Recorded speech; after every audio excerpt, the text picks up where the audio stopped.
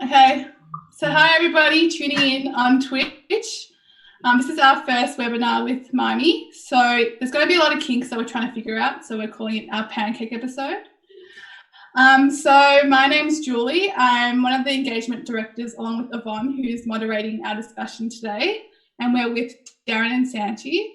So can you guys introduce who you are and what you guys do, and then we'll get started with the questions. Is it only within MYMI or is it other stuff as well? Or do we want to keep it focused? Just a general bio about yourself. Whatever you want to include, we'll take. All right. My name's Darren. I'm a 6-year biomed and materials engineering student. I am president and co-founder of MYMI, and I'm also a undergrad mechanical engineer over at MedTech. Yeah. Santi? My name is Santiago, also a 6-year materials engineering and biomed student, so last semester. Vice president and co-founder of MYMI, and then outside of that, do a bit of bartending, do work for Monash, and have done a bit of research as well over the last 4 years.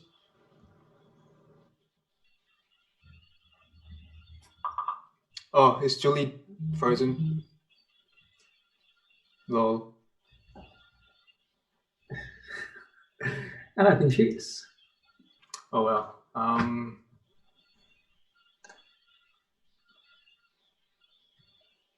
think my internet is cutting in now. Oh, I can hear you. Yeah, am I back? Okay, great. So my internet's got to cut out a bit, so just can feel the conversation when I'm like, it's right? It's a Santa Cruz. It's a Santa Cruz chat. No, Right. Min was asking about my guitar. Okay, let's get into the questions, you guys. So one of the questions we received is, what inspired you guys to begin MYMI, and how did it manifest into what it is now? So I'll start with Darren, and then we'll go to Santi, and it'll just be a back and forth between both you guys. So before we actually dive into the questions, I'm wondering, like, what do you want people to get out of this in general, or do we want to just sort of ramble and just shoot the shit for a bit? I think with the first episode, it's really about gauging, I guess. I think people really want to know how you guys started MYMI, so as casual as it can be, I think is what we're aiming for this episode at least. All right. MYMI still, I guess, is a bit underground, so we want people to know particularly how you guys got it up and running. That was, I guess, people were really interested in that. So if you guys can talk a bit about how you guys began that, and how, I guess, if any undergrads were interested in forming their own student team, how they can go about that. So that's this question. And there's a few questions there. One was that, like, was it like why we started it in the first place and how? Is that right? Yeah. What inspired you guys to be in MYMI? Santi, do you want to? Yeah, I can give you a bit of a start to that. So I think a lot of what we found throughout our first couple of years within the degree was that we didn't really see anything that played in the biomed engineering space. I think both Darren and I shared that, and we realized that after we started talking to people, that there were a lot of people that wanted to play at the interface of both, but we didn't see kind of a clear avenue to get there. I know personally, I didn't actively go out and seek or try to create something myself until it was fourth year, which was end of 2018, which is when I was actually looking at prosthetics companies, and Darren happened to see what I was looking at, and he's like, look, I'm doing the exact same thing. I've been trying to get kind of a foot in, and I have an idea of starting something in this space, and I think that's really where the first interaction was. Darren, do you want to give a bit of insights into what you were thinking before that conversation? When you say Darren was looking at what you're doing, was he lurking like he usually does, or was it just like well, what are you doing, or was he just like over your shoulder being like, what are you looking at? You're actually just sitting next to each other, so it wasn't nothing. I thought Darren was just doing his normal lurking. I'm pretty sure it was a mechanics and materials tutorial. Is that right? Yeah. Because every morning, like at 9 a.m., we used to have a tutorial where we sat down in a little table, and we just had to do worksheets, and we started talking about what we were doing. Mm-hmm. But the actual idea from MYMI, so to be frank, me and Santi, we didn't know much of each other before MYMI. Our friendship sort of grew through starting MYMI. Right. But that for me, when I started like thinking about the concept of MYMI, started back in second, third year, where I was in a student club called Monash Seed. And Monash Seed is Monash University's largest social welfare club. And they do things like social enterprise and microfinance, and it was all about trying to create social impact through your degree. But it was mostly through a finance and sort of arts, law, commerce sort of lens. And through that, I started one of the earliest sort of pre-accelerator programs for social enterprises in Australia at the time. So it was mainly student run. And out of that, I sort of saw that I felt that universities were really sort of missing a really good opportunities to think about how they could use their courses and how students could achieve tangible sort of impact through both the studies and both the extracurricular activities. And that sort of grew into a frustration eventually, because as I progressed through uni from first to fourth year, I felt that lots of my peers and lots of people I was talking to, even though they really wanted to do something really tangible with the degree, sort of were just sort of coasting throughout the rest of the degree, and there was just not enough avenues for people to actually do real stuff. I just so happened to be studying a biomedical engineering degree at the time. And so I was like, all right, I have all these experiences with social enterprise and social impact and development because I used to work at Engineers Without Borders. How do I sort of think about creating mechanisms where students can join something, where they can learn new skills or create a network, but at the same time, through that entire process, create tangible impact in the world. And so that was sort of the seed where MYMI was planted. So how did it sort of start? So this is a bit of a long story. So this was around, I'd say, August 2018. I think I met you guys like when it just started, right? Yeah, 2018. yeah. I think that was like maybe like towards the end of 2018. But in August 2018, I posted a Insta story on my personal Instagram on basically I wanted to create a hackathon. So originally MYMI was solely MedTech. So MedTech, for those who don't know, is our like a supposedly yearly hackathon. But with the current COVID situation, that's not really realistic at the moment. But anyway, I posted the idea of on social media that I was really interested on how to investigate how entire pipeline of startups, projects, etc., could look like based out of a hackathon.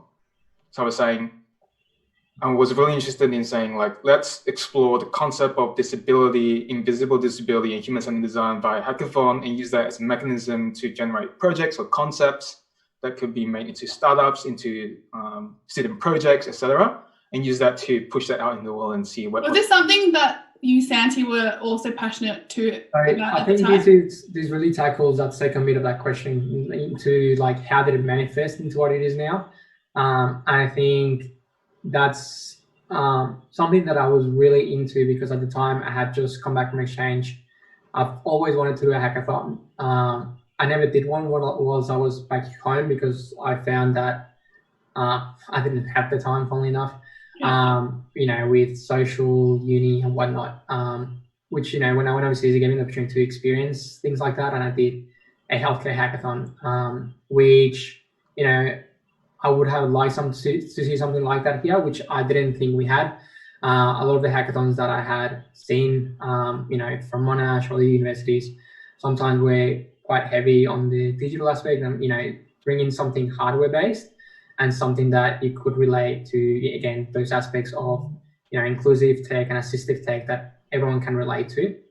That was really the platform that helped boost MYMI. And, from our point of view, when we started back in 2018, the whole plan was around MedHack and trying to make sure that, if the hackathon succeeded, that would then be the seed to what would become of MYMI afterwards. A lot of that was done around that thinking, and the thinking that we've applied to MYMI, went into MedHack and is basically at the core of what we do in the day-to-day now. So what happened is that I did a huge brain dump, and I sent Santi my brain dump, and I sent Andrew Roda, who's a advisor, like a faculty advisor, my brain dump as well. Simultaneously, I reached out to one of our core partners at the moment, Buzz Palmer from the Actuator, who runs a accelerator program for MedTech within Australia. I think it's one of the largest ones. And basically told them like, hey, I want to start a biomedical engineering group at Monash. You're a professor at Monash. What do you think? Long story short, I sat down with him, and he basically told me, if you can find someone to support you, I will provide funding for your hackathon, but you have to give me a 5-year plan, like a 3 to 5 year plan. So I was like, all right, cool. And I took that to Santi, and I said, I've found funding. You're either in or you're out. If you're in, we're going to do this together. If you're out, then I'll probably try to find someone else. So what happens that so now Santiago basically said, yeah, I'll give you a hand for a bit. And he's been giving me a hand ever since. You've just been using him, basically. Yeah. I've been abusing him, essentially. We're gonna put it that way, but I think that covers a lot of the thinking behind how it started, and a bit an insight into how we are where we are. But I think we can keep coming into that as we go along. So the next question is, what are MYMI's goals within the healthcare sector, and how are you achieving them? So I'll start with you, Santi. Big question. Yeah, it is a big question. I think, overall, something that we've done well from the start, and it's been pretty bold and ambitious about what we're trying to achieve. And that's where, our mission comes from, trying to create Australia's largest healthcare ecosystem by 2021, which, the timeline maybe a bit rough given the current situation we're experiencing, but, ultimately that's what we're trying to achieve. The goals within healthcare is really promoting and enabling, empowering students really to be able to, make a change, and kind of providing a platform where they can communicate with people that are interested in the same areas and try to, bring ideas to life, or ultimately solve problems that are being faced in healthcare, in the real world. Because it's one thing is, if you're looking at it from an academic point of view, one thing is kind of trying to, learn and relate to material that is being taught, and then another completely different thing is applying it. So it's empowering students and people interested in MedTech to kind of take those steps forwards and try to create solutions that will have an overall positive impact to the world around them. So that was like the sort of student angle of it. The sort of philosophy that I personally took when I was sitting down trying to write the vision and goals of MYMI is that I wanted to create the student experience that I was that I wish I had when I was in first or second year, and also understand what it would take to create a really human-centered healthcare system within Australia. So that was like sort of a two-pronged sort of thing. And so when we say like what sort of impact MYMI seeks to like achieve within the healthcare sector, like officially our sort of mission is to build Australia's largest youth-led innovation ecosystem within healthcare by 2021. So what that sort of looks like is that so when I say innovation ecosystem, I mean a self-sustaining sort of system that generates cool ideas, that has the cultures and values to be able to look at an idea, test it out, and be mature enough to say, does this work or not? And if it does work, how do we roll it out into the world and create real impact? Yeah. And so there's like short and sort of long-term goals with it. Short term is to essentially create an environment where that culture and ecosystem can thrive. That's why that's how MYMI itself is set up. We have a culture branch because we want to be really, really intentional about the culture that we sort of seek, and be really intentional about diversity and inclusion, because healthcare is a team sport. And to be able to actually innovate within healthcare or create new concepts, or explore new concepts, you need diversity of thought. The second part of it is that in the long term, like what I want personally within the next 10 years is health outcomes. Or so if I can say that because I started this and 10 years down the line, I can look at MYMI and say, because I started that, someone's life was made better or someone's health outcome was made better, that's impact. If I can, I'm sorry, go ahead. I was going to say, is there a way that you're actually tangibly achieving it now? Like, are you guys working on individual projects besides MYMI's goals, but to reach your outcome of affecting people's lives and making sure everyone has a better quality of life in your eyes? Like, are there projects you guys are individually working on? I think that goes into the achievement part of trying to achieve that overarching goal. One is the projects, and two is the engagement within the community through activities like this. In terms of projects, I'm super happy to see how big the projects have grown in the last year and a bit. Apart from Darren and myself, we're involved in 2 projects, which I'll go into, but I think also projects that we've led through the Healthcare Innovation Summer Scholarship, which we ran last summer. And I love those, digital solutions to current healthcare problems. So, for example, myself, I've been, with Darren, we started working on this project as well with a junior doctor on, improving the whole cannulation system in terms of Project Mosquito, and that's, trying to improve cannulation, reduce hospital-acquired infections, and just streamline the process so that it's easier and more effective for doctors to do it. It's on Facebook. Check it out, guys. The video of Project Mosquito. Good plug by me. We've had some really good success through that, which wouldn't be possible without MYMI. We were lucky enough to go through MedTech's Got Talent, which is a MedTech startup kind of competition end of last year. And we'll continue to make progress on that, trying to get into an accelerator program that will hopefully help us, develop the product, commercialize it. Hopefully within a year or 2, we can get the product out there and it's actually being used by healthcare professionals. So I think that's really exciting. And then Darren, do you want to talk about your project? I guess since the question was about MYMI as a whole, I feel like I have to talk about the reason why MYMI is structured the way it is. So for those who don't know, MYMI is structured into an engagement branch and a project branch. Engagement branch, which Julie and Yvonne are the heads of, their whole purpose is to build community around the concept of design in healthcare and MedTech, etc. And the whole purpose of that is to generate ideas and concepts and people or resources to be able to be fed into our projects branch, where the real meat of the impact that we want to see sort of comes out. So each and every project that we have, so I think there's more than 12 or 13 in the moment, tackle a specific part of healthcare or tackle a specific unmet need within healthcare. So for example, Santi and I, we were working on a cannulation project because we were looking at hospital-acquired infections due to cannulation. I'm personally still working on a pediatric dosing app. So we're looking at how to minimize misdosage risk within pediatric emergencies by having a really easy to use calculator for a clinician to use.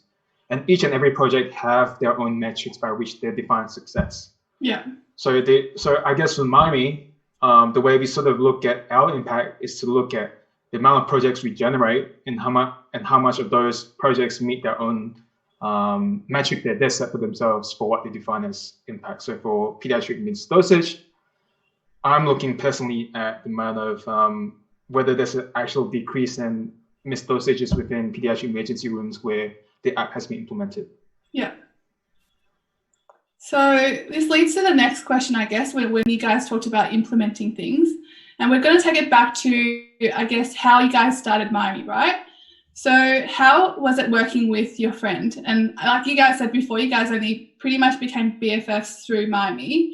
But how has working with a friend influenced how MYMI has evolved to become like the way it is now? Like talking about how you guys started it with just 2 people from like the 20 to 30 people we have in MYMI now. I think it makes the world of a difference. A lot of the success, it's in the team and executing. Darren, personally for me, like Darren's been a huge mentor in terms, the amount of things, I keep telling people this, the amount of things I've learned in the last 18 months, I've learned a shit ton. It's been a steep learning curve, but it's been a fun one. And I think a lot of that, it's a support system that we've kind of implemented within ourselves and within MYMI. In that, ultimately we're trying to achieve this big ambitious goal with, the collaboration of different institutes and within Monash, outside of Monash, with a pretty ambitious and bold kind of end goal. But ultimately, there's so many little gears and little pieces that come into play. And that having that support and that co-founder relationship where we're able to bounce ideas of each other, kind of check in with ourselves and push each other, at different stages, makes a big difference. And I think a lot of the thing that works well with us is that I think Darren and I complement each other quite well. We feed off each other, and the ideas and pushing ourselves, and also being that support system when things aren't going well. I mean, we wouldn't have, I don't know how you can possibly put something like this big, especially when it grows so much, as a group of two, or just as an individual. You do need a group behind you, to support you and help you along the way. I guess for me, I think without Santi, none of this could have been possible. You guys are just boosting each other up right now. I feel like I should leave this conversation. Well, it's true.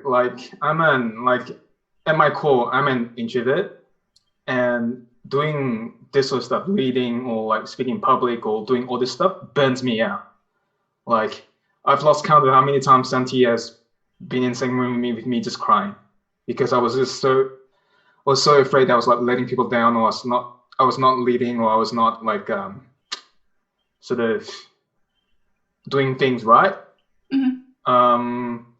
And I think so. The reason why we worked so well together is that the way we think are different in the right ways, but same in also the right ways. We have the same values, so that's why I'm so adamant about MYMI having its values and having it enforced in the culture branch, is because that values are so important. Because I can't teach values, right? But we can teach you anything you want, but if you don't come from the same why, then it's not going to fucking work. But Santi is really, really good at just feet on the ground, let's do stuff. Let's nut out the nuts and bolts and stuff. Not to say that I can't do it. It's more that I gravitate towards big picture thinking. This is the next, how does next 5 years look like, and how the broad strokes of how we're going to make this happen.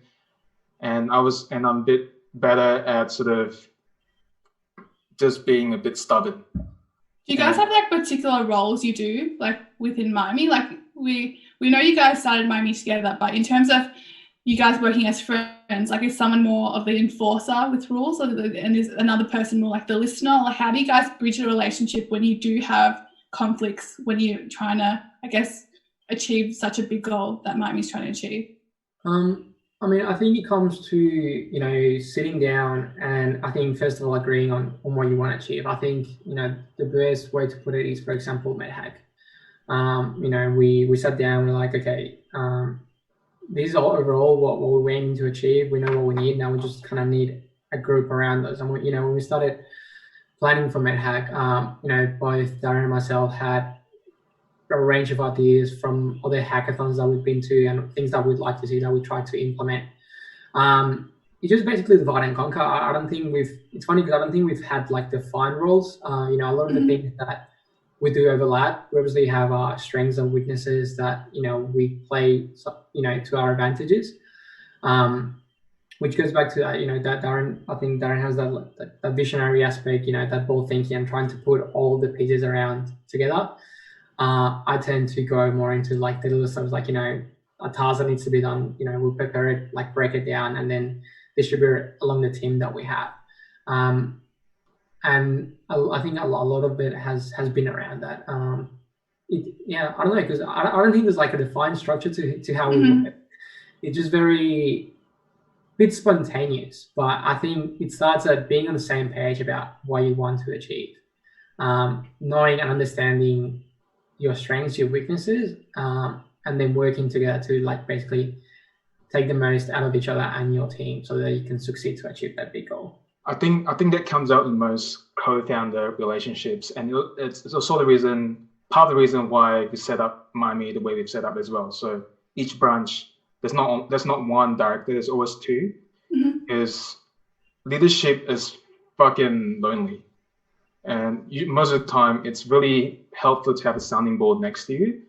And and as leaders, we never dictate like what those directors do. You guys work it out for yourselves. And if you look at your own relationships, maybe with Julie and Yvonne, like there's no hard, fast rule. You do this or you do that. You just sort of working around each other because over time you get to know each other's nuances and strengths and weaknesses. But to be able to get there, you need to really be able to do some introspection and know what your strengths and weaknesses are, and you make that known to your partner. Yeah. Over time, that sort of rhythm by which you work sort of comes up naturally. So I feel like it's not something that you can sort of write down on a piece of paper and say, Santi, you do this, Darren, you do that. It's more, Darren is going to do this, and Santi sort of looks at it and says, this is how I can add value to it. And on top of that, I can do this as well to sort of combine it to make it the best thing it can be. Yeah. Like within, I guess, your friendship relationship, and I guess how you guys founded MYMI, I guess taking it back to the roots of MYMI, you've always had to think really outside of the box.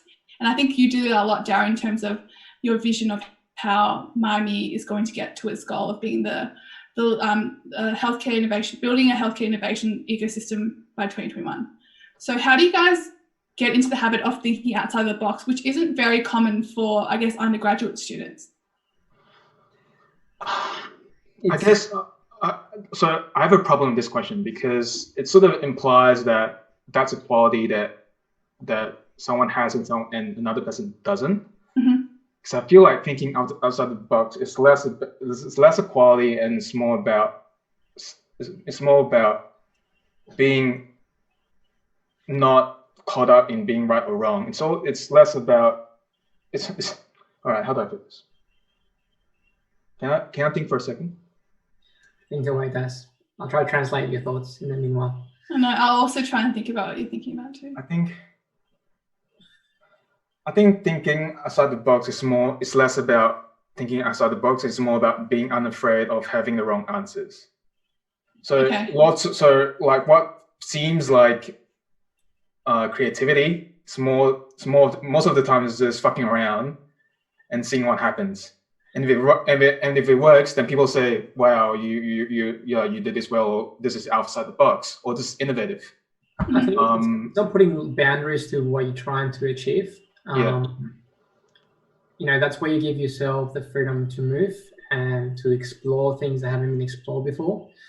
You know, and there's risks that are, you know, in the process. But it's risks that, not that you oversee, but they don't worry you as much because you're so, I think, passionate and motivated and determined to achieve that ultimate goal that, you know, those risks seem like, you know, not superficial, but, you know, that you can overcome them.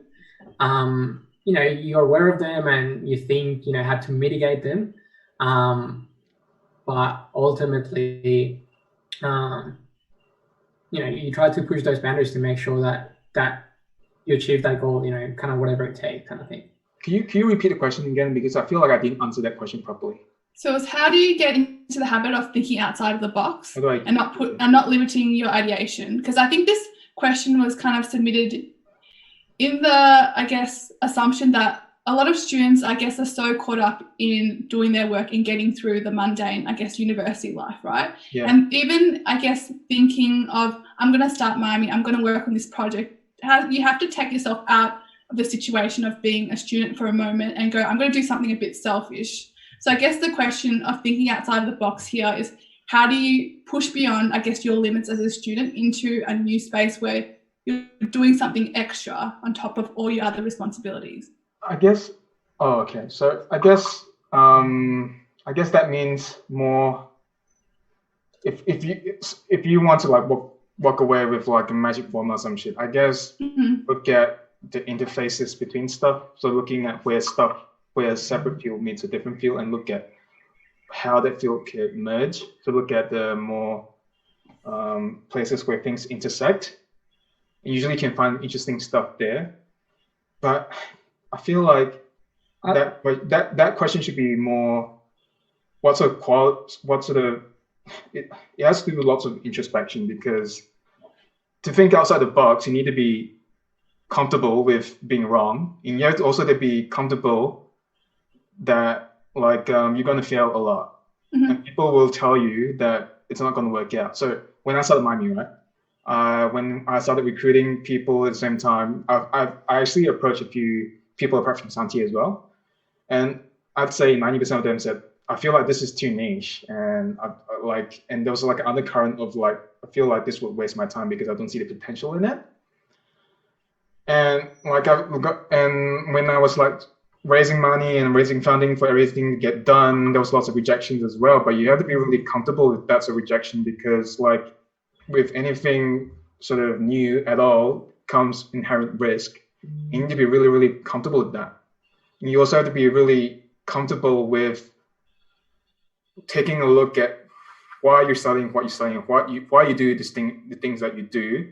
And you feel that you're coasting, you have to know that if you're coasting, that you need to knock yourself out of it, because once you're free of following everyone's path, then outside the box stuff just becomes whatever you're passionate about. I feel like am I making sense? I don't know. Chad, am I making sense? Well, what are we getting? What feedback are we getting? Oh, no, I'm just looking at chat. No, I think that kind of summarized things, because I think we kind of forget that for some people it's really hard to, I guess, think outside of the mundane routines of being a student. And I think the point you guys raised, which I think is a good takeaway from at least this episode, is that thinking outside the box it's not I guess there's no hard and fast rule for it. It's just thinking about what you like to do and how to make things better. It's not up. Yeah, I have an example. So thinking box is not like a on and off switch, right? But I remember distinctly during the HIS program presentations, someone came up to me and said, "Wow, you got students from different backgrounds to do stuff. That's super innovative." And in my head, I was like, "What the fuck? That's like common sense." So what might be out of the box to someone else just means this common sense to you.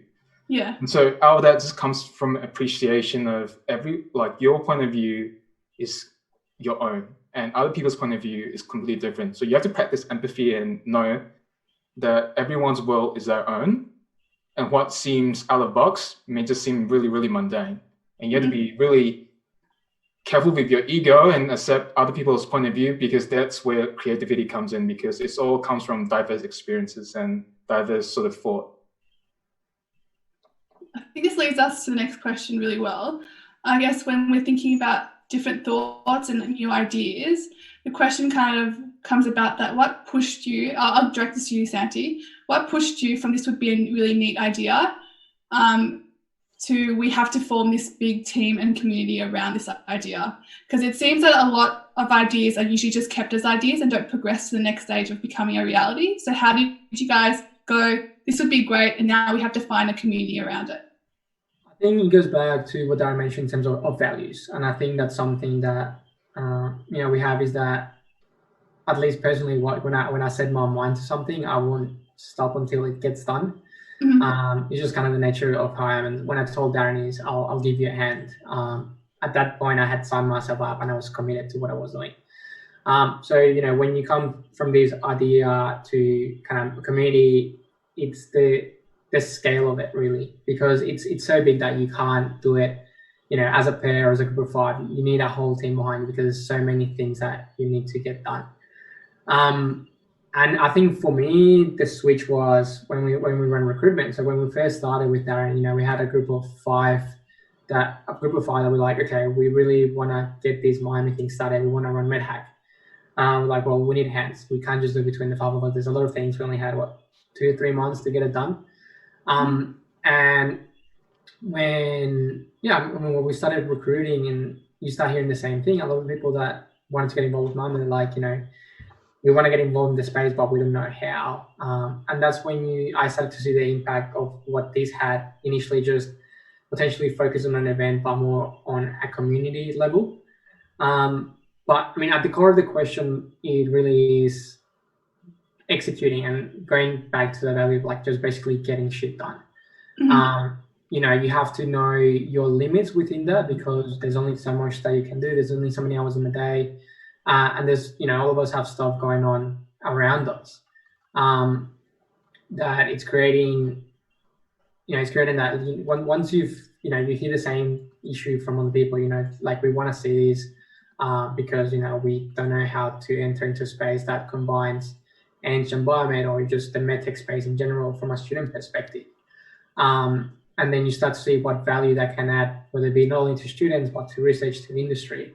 You know, that's where you take it that step further and you start building around it. Yeah, I don't know if I'm getting sidetracked. What do you think, Darren, like about this question? There's a proverb, there's an African proverb that I like to think about, and it sort of goes, if you want to go fast, go alone, but if you want to go far, go together.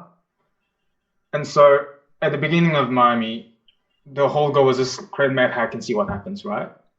But as we sort of did that sort of stuff and started picking up steam, the vision sort of got larger and larger and larger, or rather, our vision, we sort of start growing the balls to think bigger.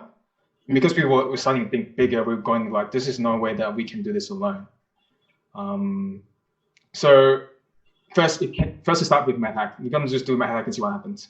Next thing was like, oh, we're gonna build a community around this because we want to nurture all the projects that come up MedHack. Over time, we sort of took a look at the momentum of where everything was going. It was like, oh my God, we could actually do more good with this. So we want to create Australia's largest innovation ecosystem. And then that's when we had to like sit down and like, how do we design an organization that can support all these problems that we see and the vision that we want to create in the world? And so I guess that sort of led into us trying to look at our organization and look at the structure and look at all the procedures and stuff like that. And how do we run something that used to feel like a startup to something that feels like now like an actual proper organization with like procedures and values and like policies and shit like that. And like usually for like normal companies, that takes 6 years to get there. With MYMI, because we're a student group, the turnover is so high is that you have to think about that so quickly. But I think being conscious of that was really, really important for us. And it also needed like lots of learning from my part, because I feel like lots of organizations will go through like rhythms as they progress through the life cycle. But the skill set needed for someone to start like a startup is very, very different from someone who wants to run a proper organization or company. So I had to learn how to delegate really, really, really quickly. With a startup, everyone wears a bunch of hats and you just do what you need to get done. Yeah. But then you reach up to a scale where you've got a community, now you've got strategy, now you've got people to run, stuff now. Now you have to think about, I need to take a step back and I have to let go of control to actually see what people will do and whether our vision can be carried out. Ironically, what I found is that like if you purposely give away power falls back to you for some reason, because I delegate to Julie and Yvonne to like do engagement stuff, and now we have this. For like in 1,000 years, I would have never thought of this as well. Like you got, and I delegated stuff to Sam and Hannah for our project sort of stuff. That sort of took a life of its own. His program was not it was a small part of my idea, but credit goes to Santi and for running it, and Andrew also for Andrew Roda, our advisor, for actually putting that into place as well. Like, and flowing back from that, then suddenly you look around and you have an organization, but I guess it was never done on purpose. It was always organic. I think a lot of it is right in the web, and it goes back to that. Like one thing is, you have an idea, it's really understanding that idea and that problem that you're trying to explore. And then once you have that, it's, willing to dive, head in, whatever comes your way, try to achieve it and just try to execute. And you try to build a team around that will help you execute it. And that's what it was. We started with, okay, we want to run a hackathon. That was, the initial core concept. And from there, once you start get to see the engagement of the people behind you, the support that you're getting from the university, from external partners, and just the core excitement and how much everyone's like dedicated and driven to achieve like just an event, is like, okay, well, let's stop there when you can do so much more. And one thing leads to another. But it's all about taking that first step and taking that risk, and going from, what it's a sketch on paper to, actually running an organization. And, along the way, we've made mistakes along the way. Initially our projects weren't as neat as we would like them to be. So, you reassess every couple of months. You're like, okay, what's not working? What can we improve? And you go making improvements along the way and tweaking little things until you try and achieve it. And I think back to the point that I was making in terms of the turnover being so high, you have to be conscious about the team that you have and making sure that you upskill them to make sure that ultimately, what we're making can run without the need of us, but anyone can step in and take over and continue to run with the mission that we're trying to achieve. And I feel like, to answer the core question, I think the question paraphrasing is how do we get from the idea to community, right? To reality. I guess Santi mentioned a lot of like execution, but do you think there's something beyond that? I guess the nitty gritty sort of thing is that we had to lose our egos really quickly. We had to be really humble and just push stuff out in the world as fast as possible. And basically say, like, this is what we're doing. What do you think? And be prepared for whatever came back at us. Because that was the only way we could figure out whether what we're doing was right or whether there was an actual community to be built around this in the first place. If you're an idea and you're precious about it, it's worth nothing. Like, an idea is worth nothing without execution or without actually feedback. So I think, last year, first year semester, we had our project branch, and back then it was run a bit differently. And that was my fault. I sort of assumed that if I were to put smart people in a room together, they would just figure something out, like $1 million idea. That didn't work out. It was a disaster in the first semester. And that took lots of humility on my part, because what happens is that I had to sit down with every single person in my community and ask them, how are you feeling? What could have been done better? What could I have done better? And how do we improve? And I feel like the turning point for people who want to be leaders or who want to carry projects or lead a team is that a lot of it just means that leadership is service, and you just have to let go of your ego and just be objective about your project and your idea, and ask yourself, if this has potential, because you will know if there's potential, you will know what needs to be done. But if there isn't, you need to have the humility to decide, all right, it's time to kill it. Yeah. And so last year we killed the way we ran our projects, and we completely revamped it. And suddenly now we have 13, 14 projects who are seemingly very, very promising. I guess leading on from that, and because I guess through this whole conversation, I've learned that you guys have had a lot of ups and downs in terms of MYMI, your relationship, the projects you guys have been through, and I guess just the whole balancing this along with your studies. So I guess the next question is there any advice you'd give to your 12-year-old self about, I guess, getting yourself to where you are now? A lot of people, I guess, look up to both of you and go, you guys have done so much in such a short amount of time, 2018 to now, to grow MYMI to the way it is. So what advice would you give yourself, your 12-year-old self, about getting yourself to where you are now? Or just general advice you give to the community? I guess I'm very uncomfortable being someone that people look up to, truthfully, because I'm just a normal person, right? And I guess the one thing that I sort of wish I knew when I was younger is that the society has made what's part of normal human experience, meaning failure, a negative thing. Now, I wish that I had realized that earlier, so that I would have pushed the boundaries earlier when I was younger.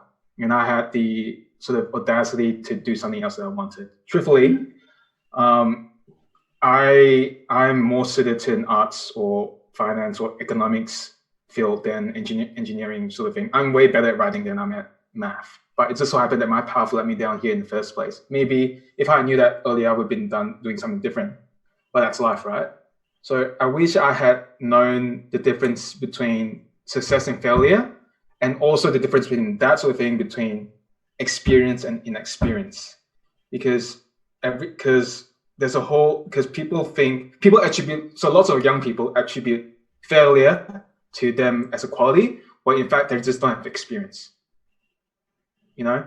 And I think that's a core thing that I sort of wish I knew earlier. Now I guess I'm working on as well, is knowing the difference between failing as in actually failing and me just being inexperienced. I think for me, it's is that willingness to take the risks. I think, you know, in my first couple of years, I mean, it doesn't even have to be 12-year-old, but like, you know, after I started uni, I was very focused on, you know, just your average uni student, academics, work, family, sport, that's it. And really trying to put myself out there, which, you know, it takes courage and it's not easy, but, you know, really putting yourself in uncomfortable situations, because that's when you learn the most, and that's where I've seen my biggest growth.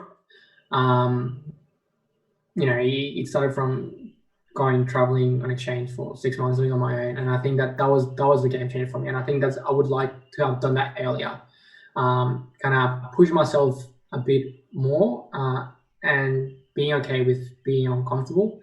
Because I've come to realize, you know, when you're uncomfortable, you're learning, and, you know, you have to become comfortable with being uncomfortable. And ultimately, I think that's where a lot of the growth comes. And I think that's where a lot of my growth has come in the last 12, 18 months, that a lot of the things I have learned from Darren and from the people around me have been from that. It's just putting myself, like, risking it and being like, you know, I'll give it a try. And if it fails, it fails. And it goes back to that, is being comfortable with something not working out. And it's completely okay if it doesn't, because there's so many things that, you know, you can do to fix that, or, you know, just the ultimate experience, the learning experience that you get from it. It's super valuable. And you probably learn a lot more from it, but it's only something that you get from experience. So yeah. So I guess that's all the questions we have in terms of written questions. So we're going to go now to live questions. So Yvonne's going to moderate that now.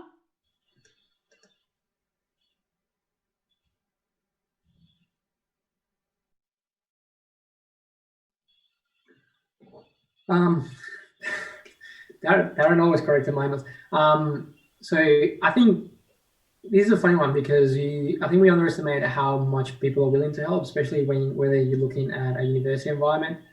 And that's one of the biggest things I learned within the first, I don't know, month or so that we started MYMI, is, you know, people are more than happy to answer your questions and provide you guidance, you know. And they will see that, you know, if there's something you're interested and passionate about, and you have kind of a framework, people are more than happy to help you. And all it takes is just sending an email, asking for a coffee catch up, and, you know, where that goes from there, it goes a long way. And, you know, a lot of the advices that we've had from MYMI came from conversations like that early on. It's just a conversation about, hey, we're starting these, you know, what's your view on it? How do you think we could improve? Is there things that we haven't thought of? And then a lot of that is also being self-aware, knowing where your weaknesses lie. You know, again, that whole experience, you know, there's things that we're doing. I'm doing this for the first time. There's a lot of things I didn't know. It's things that I've learned as I've gone along. But, you know, just asking people for advice and for help goes a long way in trying to fill those holes and trying to consider things, or, you know, different approaches that you may not have thought of before. I feel like, what do you think, Darren? I feel like when you were like sitting down with people and having coffee and in beginning of this, we ended up interviewing over like 150 people about this as well. So across industry, academia, students, etc., about MYMI and how we could do it. I was personally very, very conscious of not wasting people's time. And so when I came in into like a coffee chat, or like when I was asking for help, I made sure that I did my homework. I researched everything that they did. I read up on everything that they did before, looked at the LinkedIn, made sure that I was prepared before asking the question. Another thing I guess we didn't really have to work that hard to get good advice.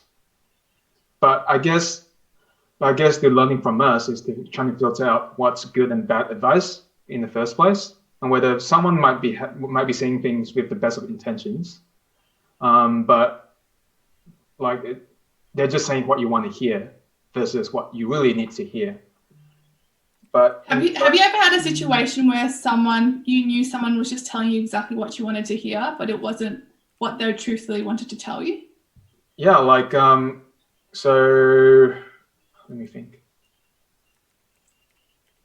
So when I ask like personal friends about like, hey, I want to do this, etc., lots of the time, personal friends, so they're not involved within like medtech or biomedical engineering. Like, hey, I want to do this, right? Do you think it's a good idea?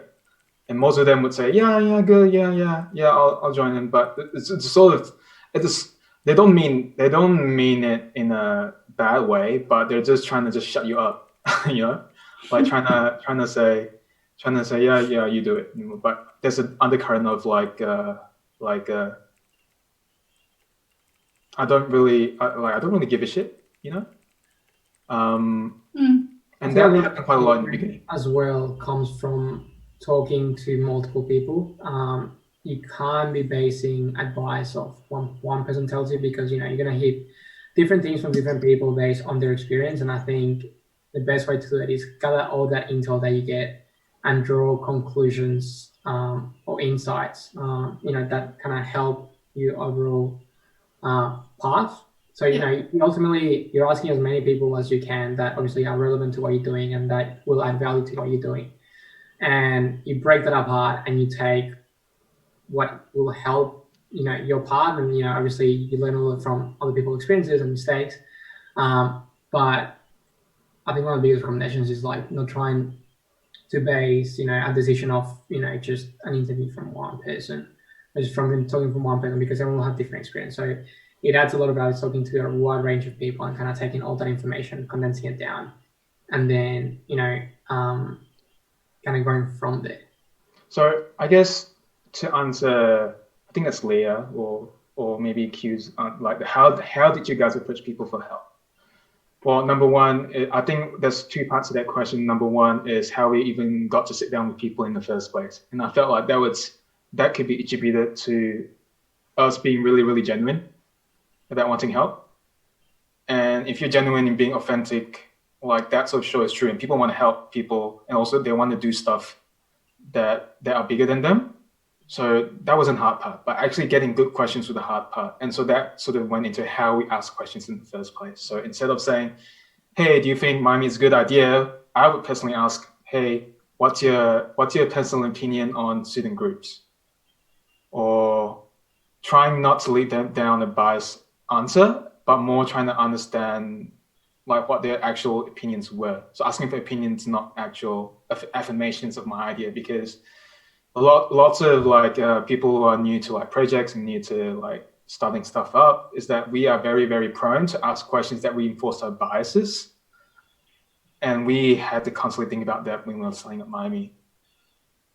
Mm-hmm. Okay, I think we're going to go to one more live question. Yep, so there's just one more live question from Mad Dog Menon, also known as the man named after the Discord that we have. So question 2, the burden of leadership is that you're a leader first and everyone's friend second. Do you agree with this statement, and have you encountered any challenges? Sorry, I'll just push that up a bit. And have you encountered any challenges related to this? Tough question. Michael Scott vibes. I don't know, because I feel like that's a question to be asked to people who are led by me. Do you like, Julie? What do you like? Honestly, what do you think of me as a leader? Well, I think when I first met you, I really didn't understand your leadership style as well. And so when you would say stuff, I'd kind of find it really hard to take out the points that were important, because it was a lot of just like general chats, but I kind of knew that you were being a leader in that instance, right? But then because it was so casual, it was really hard for me to take out important points. So I guess now that I know your leadership style over time, it's a lot easier to be your friend, as well as understand that there is still some type of structure that we have to follow. But I think something interesting about MYMI is that because I guess the way leadership is run is quite fluid and everyone is friends still, there is no, I guess, gap between like, there's no like, how do I say this? Like the hierarchy isn't as like strict as it. How do I say this? It's not strict, so it's easy to kind of follow and fill in the gaps where you need to. Does that make a bit of sense? Yeah. It's an interesting one. Got me thinking. I will say honestly, I feel like Santi works better. So I feel like there's a unspoken sort of distinction between president and vice president. And I always felt pressure to not be everyone's best friend, just in case there would be a time where I would have to make a tough decision, or there would be a time where I have to say the tough things. And I've always felt that Santi was naturally the best person to be that sort of human, really caring person within the team. Even though I showed my care in slightly different ways, because I'm an introvert, and my style of leading is different from Sandy's point of leading. So to answer Mihin's questions, because yes. It is interesting because to me, as a leader, I guess I don't necessarily see myself in that position. I think I give more and better advice from a friendship point of view, and I prefer to connect with someone at that level. I co-founded a relationship with Darren. Darren Lowe's, I look up to him as a mentor, and I've learned so much from him. But there's a lot more than just MYMI and the projects that we're involved in, and I think it goes back to that genuine care for the people around you. Because yes, when you have people that are working with you and they're looking at you for guidance,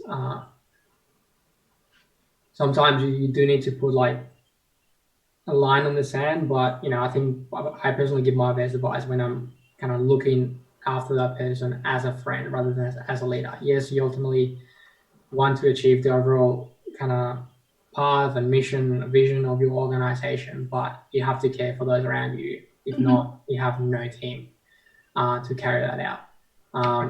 So I mean that's how I see it. I look at it more from a friendship, and I think over this last couple of years with the team that we've built, I think the culture is so great that we're able to all be in a room, discuss ideas, have a laugh, and be able to get work at the same time and just feed off each other. And I think that goes a long way. I feel like so when I think of leadership, so I might be wrong, or maybe there's no right question for this, but the way I sort of see it is that when people look at a leader, they don't look for a friend, they look for a fucking leader,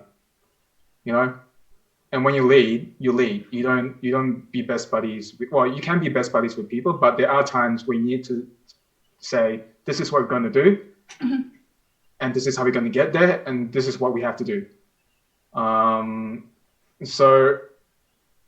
But that doesn't mean but being a leader does not mean being an asshole. And so I guess to me, leadership is service. And that means that I'm very, very, I give a fuck about every single person in my team. And that means I give up my time. If you need me to talk to you, or you need me to do something for you personally, like the team knows that, we can share your Calendly link in the Twitch so everyone can schedule time with you. You can talk to me about anything you want, and my time is at your mercy, right? But I feel like does that mean being a good leader also means being a good friend, but also being a leader also means when to not be the friend, being the hard person. I feel.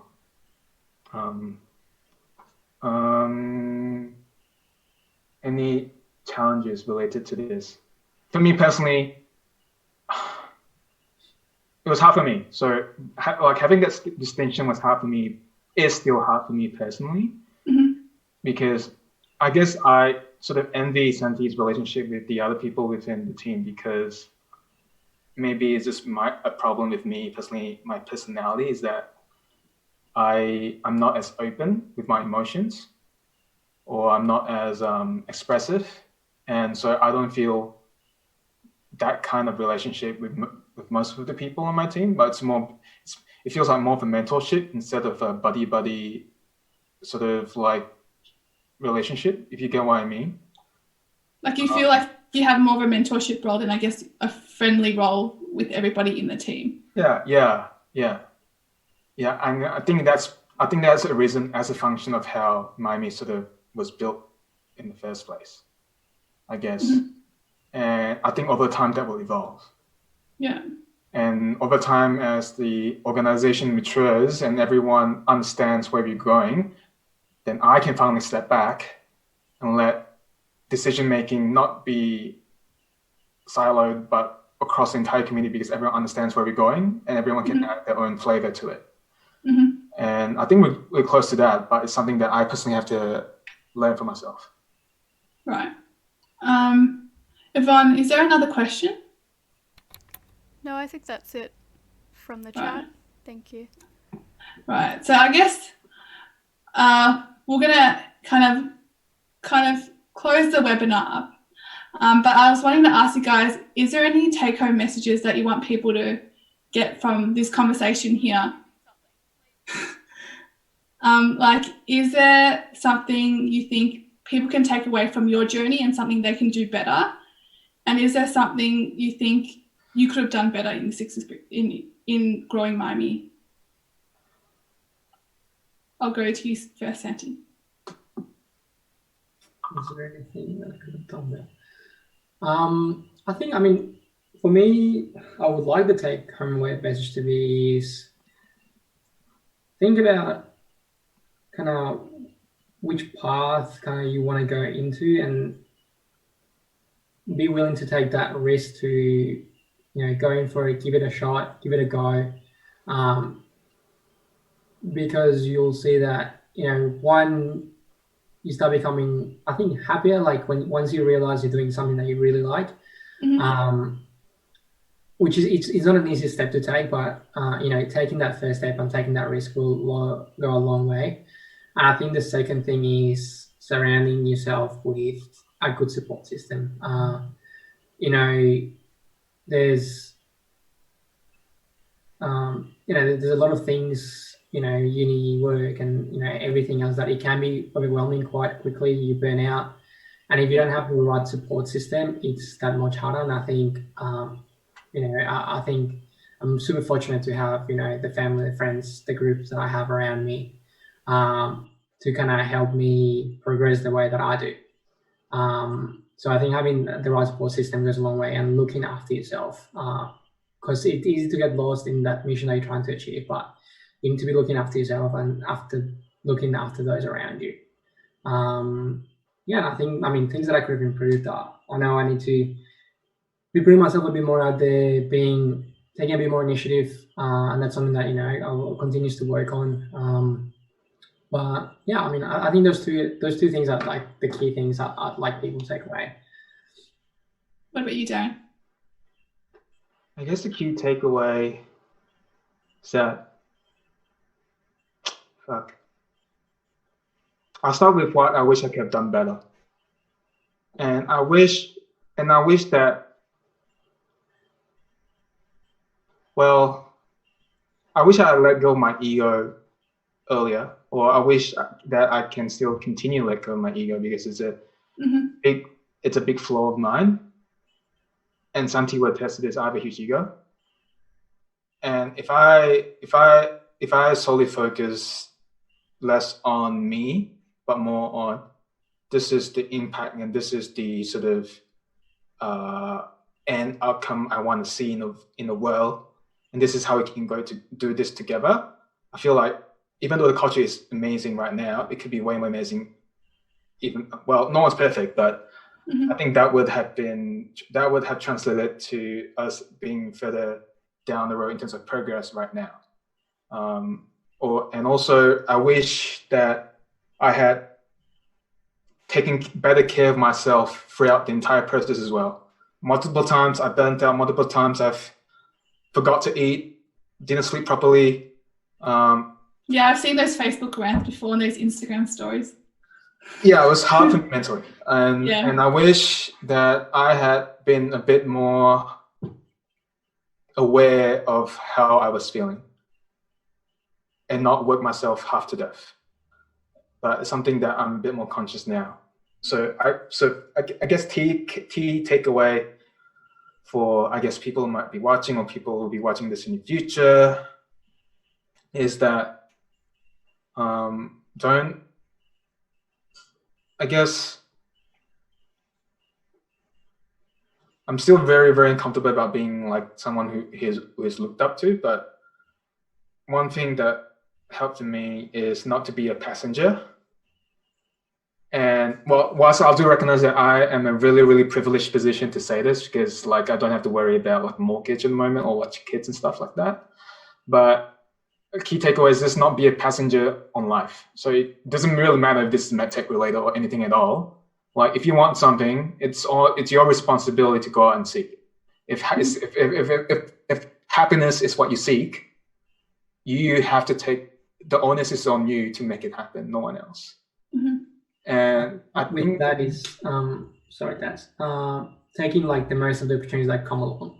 Ultimately with MYMI, it all started from a conversation. We got it from there, but when those opportunities come along, really grab them and make the most of them, because you don't know where they can take you. If you had told me 18 months ago that we'd be where we are today with MYMI, MedHack, and everything else around it, I didn't see past MedHack, but I'm super happy and super proud and privileged to be a part of what we have, and super lucky to be part of the process. And I think it goes to that, you see an opportunity and really take it and make the most of it. Key one. Just to wrap what my thought was, just basically authenticity is important, and take time out to understand who you are as a person and what you value in life. That might take years, or that you might never reach there, but I think the process of trying to figure out what that is will help you figure out what you want to do and not feel lost or be a passenger in life. So authenticity is important. So if people want to find out more information about MYMI or you guys or what the organization does, like how can they go about finding that? There's a new website coming up soon. That'll be super cool. Apart from that, Facebook, keep an eye on Facebook and socials. I think that's where I love the updates. If you guys want to get involved or any events that are coming up, that's a place to be. There's the general MYMI page, and then there's the community page where we post some articles and stuff like that. So keep an eye out to those. If you have any questions, feel free to message us. Feel free to message the Facebook account. I'm excited for that website. That'd be pretty cool. Oh, and sign up to our newsletter. Yes. Great. How do we sign up? How do we post a link to the newsletter? How do we do that? Yvonne. Yvonne can do it. Yeah. But I think that kind of concludes the conversation today. Like you guys answered everything really clearly. Like even I learned some new stuff about, I guess, the organization, the structure, our values, which I feel like I should have known already, but you guys like boosted it up for me. But just for everyone watching, the next episode will be in 2 weeks, so keep an eye out for that. Other than that, I'm going to end the chat here, and this will be put up on YouTube as well, so everyone can tune in to this. Who's the next guest? Okay. Are we allowed to say that? We can't say who the next guest is. It's a surprise. No spoiler alerts. Yes. But thanks so much, you guys, for your time today and participating in the conversation.